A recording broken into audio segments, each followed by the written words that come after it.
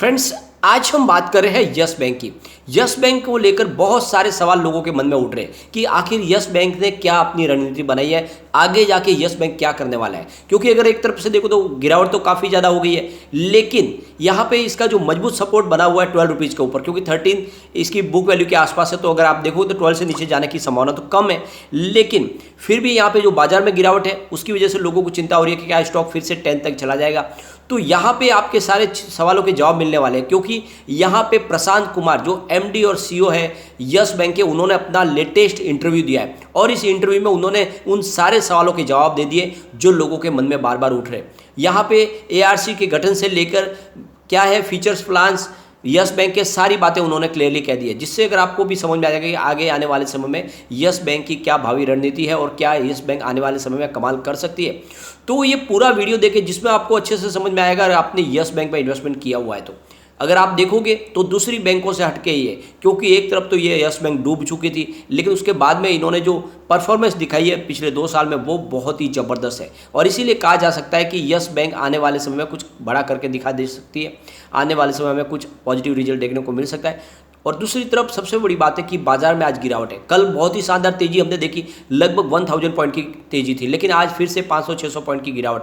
तो क्या है इसके इशारे, आखिर ये ऐसा क्यों हो रहा है? तो बाजार के कुछ प्लस पॉइंट और माइनस पॉइंट उसको भी डिस्कस करेंगे, जिससे समझ में आएगा कि इस समय बाजार में हमें क्या करना चाहिए। तो इन सारी बातों को जानेंगे इस वीडियो के माध्यम से।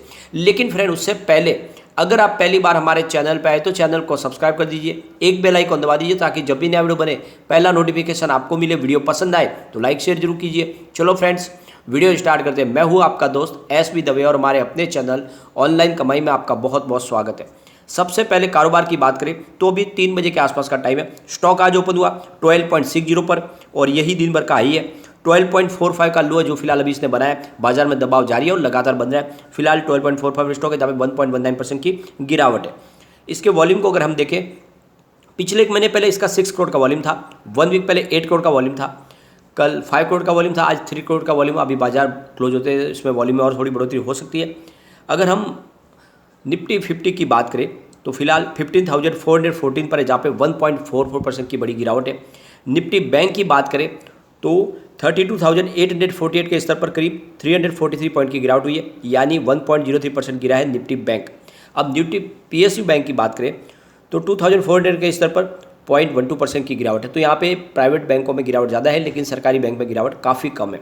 अब निफ्टी प्राइवेट बैंक की तो 16,445 के स्तर पर करीब 203 पॉइंट की गिरावट है, यानी 1.22% गिरा है निफ्टी प्राइवेट बैंक। और इसी वजह से हमें यस बैंक में भी थोड़ी सी गिरावट दिखाई दे रही है।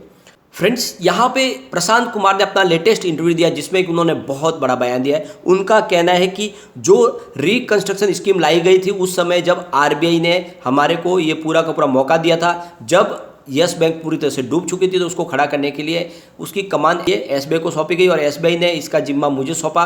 उस समय रिकंस्ट्रक्शन स्कीम लाई गई थी, लेकिन अब उसका हेतु पूरा हो चुका है। जो भी हमें गोल चाहिए था उन्होंने अचीव कर लिया अपना गोल, और अब आगे हम पूरी तरह से तैयार हैं अपनी नई रणनीति को आगे बनाने के लिए। तो ऐसे में हमारी जो भी पुरानी रिकंस्ट्रक्शन स्कीम थी उसको हम 15 जुलाई को उसको खत्म करने जा रहे हैं, और वहाँ से अब नई शुरुआत होगी और नए मेंबर भी जुड़ेंगे और उसके साथ में कामकाज में हमें और गति मिलेगी। तो हम निर्णय लेने में थोड़ी हमको आसानी होगी, क्योंकि अब हम पूरी क्षमता से काम करने को तैयार हो चुके। तो एक तरह से कहे तो उन्होंने बड़ा जो बयान दिया है, साथ में उन्होंने जो एआरसी के गठन पे कहा है कि जल्द ही एआरसी का गठन होगा, लेकिन उन्होंने नाम डिक्लेयर करने से मना कर दिया है। यानी किसके साथ में वो एआरसी बनाने जा रहे हैं, उन्होंने कहा है कि इसका जो भी हम डिक्लेयर है वो सीधा का सीधा एक्सचेंज को करेंगे। फिलहाल इसकी जानकारी हम नहीं दे सकते। उनका कहना है कि ग्लोबल पार्टनर के साथ में हमारी ये जो है पार्टनरशिप फाइनल हो चुके। इसका मतलब ये है कि आने वाले समय में हमें नाम देखने को मिलेगा। लेकिन अगर आप देखोगे तो जो हल्कों में सवाल निकल के आ रहे हैं उसके हिसाब से तो नाम लगभग क्लियर हो चुका है।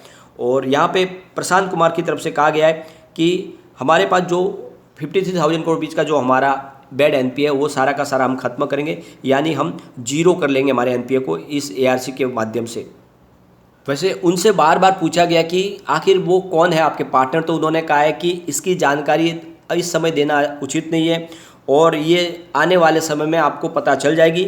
लेकिन हमने बहुत लोगों के साथ में बातचीत की है, बहुत सारे पार्टनर्स के साथ में बातचीत की है और हमने लगभग शॉर्ट लिस्ट कर दिया है नाम। तो आने वाले समय में आपके सामने वो नाम आ जाएगा। तो एक तरह से उन्होंने उस नाम को गोपनीय रखा है जिसके साथ में वो एआरसी बनाने जा रहे हैं। साथ में उन्होंने कहा कि हमें गर्व है कि आरबीआई ने जो एक नया एक्सपेरिमेंट किया था यस बैंक को फिर से खड़ा करने का, वो पूरी तरह से सक्सेस हुआ है और यस बैंक पूरी तरह से पटरी पे आ चुकी है।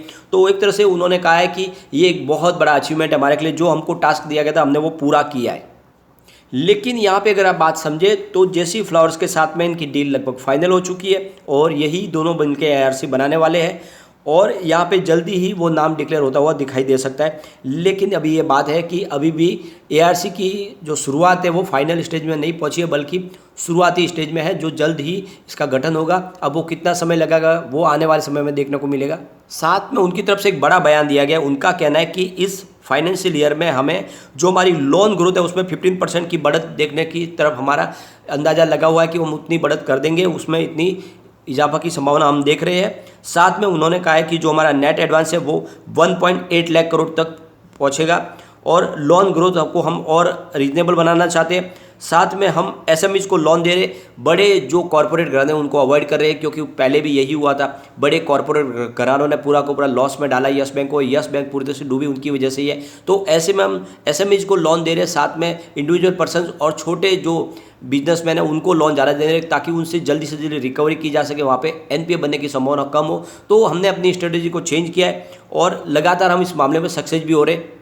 साथ में उनका कहना है कि बैंक अपनी जो प्रॉफिट की क्षमता है उसको भी बढ़ाने की कोशिश कर रहा है। आने वाले समय में जो रिजल्ट हमें आपको देखने को मिलेगा उसमें और बेहतर आंकड़े दिखाई आपको देंगे और बेहतर रिजल्ट हमें इस बार जो हमने रिजल्ट पेश किया उससे भी शानदार आंकड़े आप देखने को आपको मिल सकते हैं। हमने 2021-22 में करीब जो हमारा क्रेडिट ग्रोथ है उसमें 8% की बढ़त दिखाई है और साथ में जो हमारा डिपॉजिट ग्रोथ है वो 21% बढ़ा है। तो अच्छा खासा हमने अचीवमेंट किया है।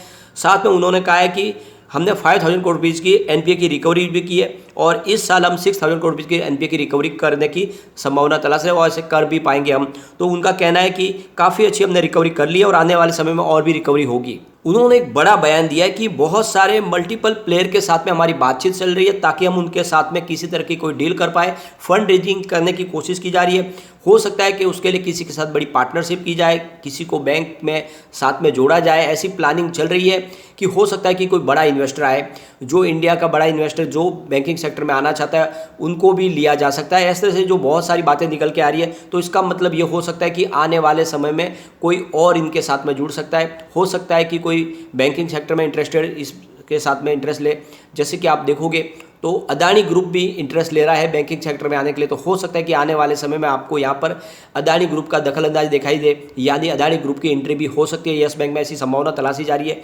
क्योंकि अभी फिलहाल बैंक को बहुत सारे फंड की जरूरत है और अदानी ग्रुप एक ऐसा इंडिया का ग्रुप है जो अपने बिजनेस को लगातार एक्सपांड कर रहा है। उनके पास बहुत सारे प्रचुर संभावना है और ऐसे में वो बैंकिंग सेक्टर में आ सकते हैं। तो मुझे लगता है कि आने वाले समय जिस तरह से पिछले दिन बात निकल के आ रही है कि कोटक यहाँ पे बड़ी अपनी पार्टनरशिप ले सकती है, लेकिन अब जो संभावना बन रही है उसके हिसाब से हो सकता है कि आने वाले समय में अदानी ग्रुप भी यहाँ पे इसमें आपको इन्वेस्टमेंट करता हुआ दिखाई दे। क्योंकि पिछले दिनों जो रूमर भी चली थी साल डेढ़ साल पहले कि अदानी ग्रुप यस बैंक को ले सकते हैं, तो अब फिर से संभावना बनने लगी, क्योंकि यहाँ पे प्रशांत कुमार ने कहा कि हम मल्टीपल प्लेयर के साथ में बातचीत कर रहे हैं, फंड रेजिंग की कोशिश कर रहे हैं और कोई तरीके अपनाए जा रहे हैं। इसका मतलब ये हो सकता है कि बड़ा इन्वेस्टमेंट आ सकता है, एक तरह से बड़ी पार्टनरशिप आ सकती है। क्योंकि अब आप देखोगे तो यहाँ पे प्रमोटर होल्डिंग बिल्कुल खाली है, तो यहाँ पे प्रमोटर की जगह है, तो हो सकता है कि कोई बड़ी यहाँ पे फंड लेकर आए तो उसको प्रमोटर बनाया जाए। तो ऐसे में ये संभावना नहीं नकार सकते कि आने वाले समय में अदानी ग्रुप का इसके ऊपर कंट्रोल हो, क्योंकि बड़े बड़े कॉर्पोरेट घराने फिलहाल अपनी खुद की बैंक रखना चाहते हैं और ऐसे में अदानी ग्रुप का भी इंटरेस्ट है कि वो भी आने वाले समय में बैंकिंग सेक्टर में आए। तो ऐसे में यस बैंक उनके लिए आसान रास्ता हो सकता है, तो ऐसी संभावना बन सकती है। साथ में उन्होंने एक और बड़ी बात की कि मैं कंफर्म नहीं कर रहा हूँ कि हम यहाँ पे इन्वेस्टमेंट के लिए किसी को लेके आने ही वाले हैं या किसी और को हम इन्वेस्टमेंट करने के लिए प्रेरित कर रहे हैं, लेकिन हम बातचीत कर रहे हैं, बहुत सारे लोगों से हमारी बातचीत हो रही है और हो सकता है कि आने वाले समय में कुछ बड़ा होता हुआ दिखाई दे। इसका मतलब ये नहीं कि कारोबार में कोई कमी है, कारोबार हमारा लगातार बढ़ रहा है, लेकिन फिर भी हम चाहते हैं कि बैंक और प्रगति करे, इसके लिए हम बहुत लोगों के साथ में बातचीत करें। तो ऐसी बहुत सारी बातें जो छुपी छुपी बातें निकल के आ रही है, जो आने वाले समय इशारा करेगा कुछ बड़ा हो सकता है यस बैंक में। तो फ्रेंड्स, ऐसे में संभावना निकल के आ रही है कि जल्द ही यस बैंक में किसी का बड़ा फंड आ सकता है और यस बैंक के कारोबार में वृद्धि दिखाई दे सकती है। तो ये बहुत सारी बातें जिससे एक बात समझ में आ रही है कि अगर आप में इस समय पेशेंस है तो आप इसमें निवेश करके रखें। ये स्टॉक आने वाले समय में आपको बहुत ही ज़बरदस्त रिटर्न दे सकता है, क्योंकि यहाँ पे खोने को कुछ आपके पास है नहीं, लेकिन पाने को बहुत कुछ है। अब यहाँ पे अगर आप कम्युनिटी सेंटीमेंट देखें तो स्टॉक के साथ बना हुआ है 78% बाई की कॉल है, 19% सेल की कॉल है, 3% होल्ड की कॉल है। तो ये आप देखोगे स्टॉक में लोगों का अच्छा खासा रुझान स्टॉक की तरफ बना हुआ है। तो आज बाजार में काफ़ी ज़्यादा गिरावट है। फिलहाल BSE सेंसेक्स 51,855 पर है, जहाँ पे 676 पॉइंट की गिरावट है। 300 अभी 3 बजे के आसपास का टाइम है। बाजार के लिए एक अच्छी बात ये निकल के आई है कि क्रूड ऑयल में फिर से बड़ी गिरावट हुई है। फिलहाल WTI क्रूड 104 पर आ चुका है, जहाँ पे 4.63% की बड़ी गिरावट है।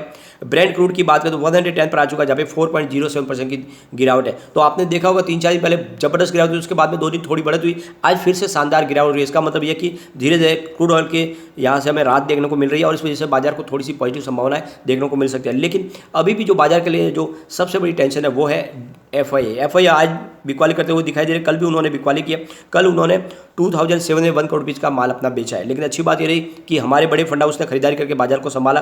कल हमारे DI ने 3066 करोड़ रुपये का इन्वेस्टमेंट किया नया। अभी बाजार के लिए एक चिंताजनक बात यह भी है कि इंडियन रुपीज़ फिर से वीक होना शुरू हो गया, 78.19 पर आ चुका है। जो आप देखोगे तो प्राइस ये बहुत ज़्यादा चिंताजनक है और इस वजह से थोड़ा बाजार पे दबाव बना हुआ है। इसी वजह से आपको बाजार में गिरावट भी दिखाई देगी। अब एक बार इसके पिवट लेवल को चेक कर लेते हैं। तो यहाँ से अगर स्टॉक गिरा तो 12.42 का फर्स्ट सपोर्ट है, यह सपोर्ट टूटा तो 12.23 तक स्टॉक जाएगा। तीसरा सपोर्ट इसका 12.12 का निकल के आ रहा है। ऊपर की तरफ मूव करने पे 12.72 का फर्स्ट रेजिस्टेंस है, इसको पार किया तो फिर 12.83 तक स्टॉक जा सकता है। तीसरा रेजिस्टेंस इसका 13.02 का है। तो ये आपको खास ध्यान रखना है कि स्टॉक का जो रेजिस्टेंस है वो 13.02 का है। सिर्फ अभी फिलहाल वेट एंड वॉच करें, लंबी खरीदारी करने से बचे, लेकिन अच्छे स्टॉक में दाव लगाया जा सकता है। तो यस बैंक में आने वाले समय आपको अच्छा रिटर्न देखने को मिल सकता है। लेकिन फ्रेंड, कोई भी इन्वेस्टमेंट करने से पहले अपने फाइनेंशियल एडवाइजर से एक बार ले ले या अपना खुद का रिसर्च करें, क्योंकि मैंने वीडियो आपके एजुकेशनल पर्पज़ के लिए ही बनाया। वीडियो पसंद आए तो लाइक शेयर जरूर कीजिए और चैनल को सब्सक्राइब कर दीजिए। Thank you friend.